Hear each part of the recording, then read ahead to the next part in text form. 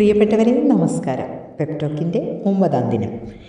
ഇന്ന് നമുക്ക് self love എന്താണെന്നൊന്ന് അറിഞ്ഞാലോ? ഞാൻ എന്നെ തന്നെ സ്നേഹിക്കട്ടെ. അവനവനെ സ്നേഹിക്കുക.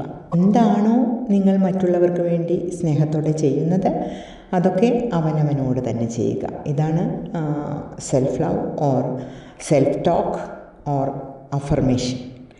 ഇത് ക്രിയേറ്റ് ചെയ്താൽ നമ്മൾ ഭിക്ഷക്കാരാകില്ല. കയ്യിലുണ്ടെങ്കിലല്ലേ കൊടുക്കാൻ പറ്റൂ. I am the center point of love. I am the producer of love.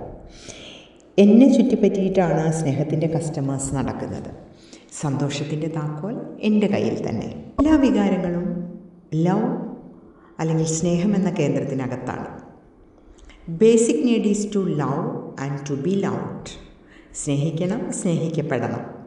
തേടുന്നതെല്ലാവരും സ്നേഹമാണ്. സ്നേഹമുള്ളതുകൊണ്ടല്ലേ നമ്മൾ ജനിച്ചതും ഇത്രയും കാലം ജീവിച്ചതും നമ്മൾ ഈ ബട്ടർഫ്ലൈ കൂട്ടായ്മയിലെത്തിയതും ഇന്നെന്നെ കേൾക്കാൻ നിങ്ങളെല്ലാവരും ഇരിക്കുന്നതൊക്കെ സ്നേഹം കൊണ്ട് തന്നെയല്ലേ? എൻ്റെ ലൈഫ് മാറ്റണമെന്ന് ഞാൻ വിചാരിക്കുന്നത് സെൽഫ് ലവ് ഉള്ളതുകൊണ്ടാണ്. TCIയുടെ 1-ാം ആക്സിയത്തിൽ പറയുന്നുണ്ട്, നമ്മൾ ഓരോരുത്തരും യുണീക്കാണ്, അനന്യരാണ്. അമ്മമായി എന്ന ചോദ്യത്തിന് ഒരുപാട് ഉത്തരം കണ്ടെത്തിയാലും ലാസ്റ്റ് കിട്ടുന്ന ഒരു ഉത്തരം ഞാൻ ലവ് എനർജി ആകുന്നു, അല്ലെങ്കിൽ സ്നേഹോർജ്ജമാകുന്നു.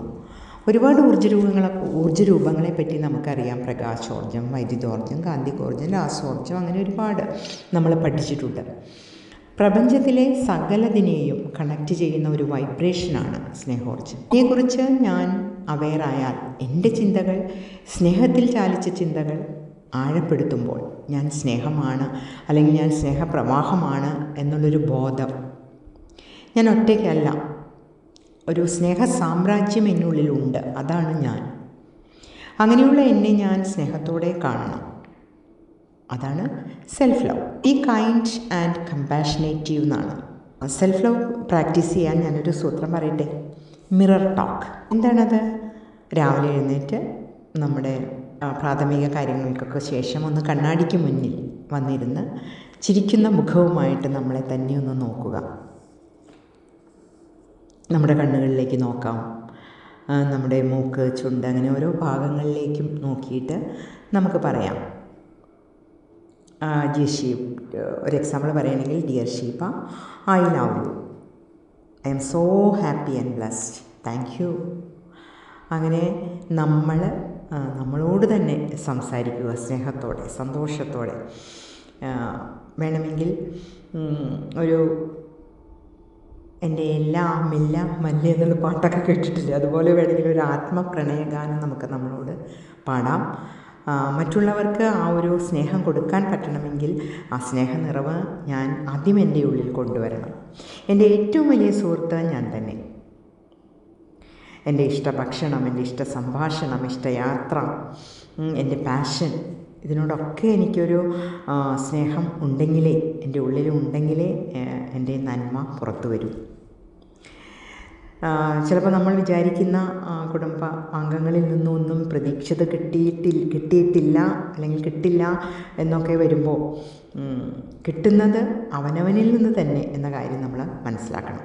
ഒരു 8 കാര്യങ്ങൾ പറഞ്ഞിട്ട് ഈ ഒരു സെൽഫ് ലവിനെ കുറിച്ചിട്ട് പൂർണ്ണമാക്കാം. നമ്പർ 1, നെഗറ്റീവ് എനർജിക്കാരോട് അകലം പ്രാപിക്കുക. രണ്ടാമത്തത് പോസിറ്റീവ്, നമ്മളിൽ ഉള്ളിലെ പോസിറ്റീവ് കഴിവുകളെ കണ്ടെത്തി നമ്മുടെ നേട്ടങ്ങളെ നമുക്ക് ആഘോഷമാക്കാം. ഒരു എക്സാമ്പിൾ പറയുകയാണെങ്കിൽ, നമ്മളിപ്പോൾ ഇത്രയും കാലം ബട്ടർഫ്ലൈ, എന്നെ സംബന്ധിച്ചാണെങ്കിൽ ഞാൻ ബട്ടർഫ്ലൈ ഫൗണ്ടേഷനിൽ വന്നതിന് ശേഷമുള്ള 18-19 മുതലുള്ള കോവിഡ് കാലത്ത് നടത്തിയ ഓൺലൈൻ ശില്പശാലകളെക്കുറിച്ചൊക്കെ ഞാനിങ്ങനെ തിരിഞ്ഞു നോക്കും. ആ കുട്ടികളുടെയൊക്കെ ഇപ്പോഴും പല കുട്ടികളും വിളിക്കുന്നു, ശലഭ കുട്ടികളോടൊപ്പം ചേർന്ന് നടക്കുന്നു. എത്രയോ വർക്ക്ഷോപ്പുകൾ നമ്മളന്ന് ചെയ്തു. ഒരു 60-70ഓളം ഓൺലൈൻ വർക്ക്ഷോപ്പുകൾ ചെയ്തു 19-20 കാലഘട്ടത്തിൽ. പിന്നീട് ഇങ്ങോട്ട് വന്നു. ഇപ്പോഴും U3A അങ്ങനെ പോകുന്നു. മറ്റു U3A ഒരുപാട് ശില്പശാലകളിലൂടെ U3A ഫോളോ അപ്പ് സെഷനിലൂടെയൊക്കെ അങ്ങനെ പോയിക്കൊണ്ടിരിക്കുന്നു. അതുപോലെ CSM ശില്പശാലകളിലൂടെയൊക്കെ. അപ്പോൾ എനിക്ക് എന്നോട് തന്നെ വരുന്ന ഒരു കോൺഫിഡൻസ്, ആ ഒരു കോൺഫിഡൻസ് ലെവലിൻ്റെ കൂടുന്നത് ഇതൊക്കെ എൻ്റെ ആത്മസ്നേഹത്തിൽ നിന്നുമാണെന്ന് ഞാൻ തിരിച്ചറിയുന്നു. അപ്പോൾ നമ്മൾ പോസിറ്റീവ് കഴിവുകൾ എഴുതുക എന്നുള്ളതാണ്. കണ്ടെത്തി അത് നമ്മൾ LJയിൽ എഴുതി വയ്ക്കുക എന്നുള്ളത് രണ്ടാമത്തെ കാര്യം. മൂന്നാമത്തെ കാര്യം നമ്മളുടെ ശരീരത്തിൻ്റെ അല്ലെങ്കിൽ ഹെൽത്തിനെ പറ്റി ശ്രദ്ധിക്കുന്നത്, ഭക്ഷണം, വ്യായാമം, യോഗ, മെഡിറ്റേഷനൊക്കെ ചെയ്യുന്നത്. നാലാമത്തെ കാര്യം നമ്മുടെ മാനസികാരോഗ്യത്തിന് പ്രാധാന്യം കൊടുക്കുക. മാനസികാരോഗ്യത്തെ മെച്ചപ്പെടുത്താൻ പറ്റിയതൊക്കെ എന്ത് വേണമെങ്കിലും റീഡിങ്, യാത്ര ഒക്കെ നമുക്ക് ചെയ്യാം. അഞ്ചാമത് നമ്മുടെ പാഷൻ, എത്ര ചെയ്താലും മടുപ്പില്ലാത്ത ഹൈ എനർജിയിൽ ചെയ്യുന്ന കാര്യം കണ്ടുപിടിച്ച് അതിലൂടെ കടന്നു പോവുക. ആറാമത്തെ കാര്യം സന്തോഷം കിട്ടുന്നത് എന്ത് ചെയ്താലാണെന്ന് ലിസ്റ്റ് ഔട്ട് ചെയ്യാം. നമ്മൾ ഇന്നലെ എന്താ പറയുന്നത്, ഇമോഷണൽ ഡൈലൂഷൻ പറഞ്ഞപ്പോൾ ഒരുപാട് കാര്യങ്ങൾ അതിനുവേണ്ടി നമുക്ക് ചെയ്യാമെന്ന് പറഞ്ഞു. ഗാർഡനിങ്, ഫുഡ് മേക്കിംഗ്, യാത്ര, കരകൗശല വിദ്യ, ക്രാഫ്റ്റ് മേക്കിംഗ്, സ്റ്റിച്ചിങ്, ഡ്രോയിങ്, കഥ, കവിത എഴുതുക, അങ്ങനെ ഒരുപാട് കാര്യങ്ങൾ.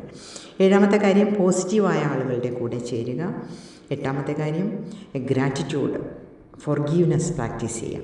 അപ്പോൾ നമുക്ക് ഈ ഒരു പുതിയ വർഷത്തിൽ സെൽഫ് ലവ് നമുക്കുണ്ടാക്കാം. അതിനുവേണ്ടി നമുക്ക് മിറർ പ്രാക്ടീസ് ഒന്ന് ചെയ്തു തുടങ്ങാം. റെഡിയാണോ കൂട്ടുകാരെല്ലാവരും? ഇഷ്ടപ്പെട്ടോ? എല്ലാവർക്കും നന്ദി, നമസ്കാരം. നാളെ ഒരു പുതിയ വിഷയവുമായിട്ട്, തീമുമായിട്ട് വരുന്നു. എല്ലാവർക്കും നന്ദി, നമസ്കാരം.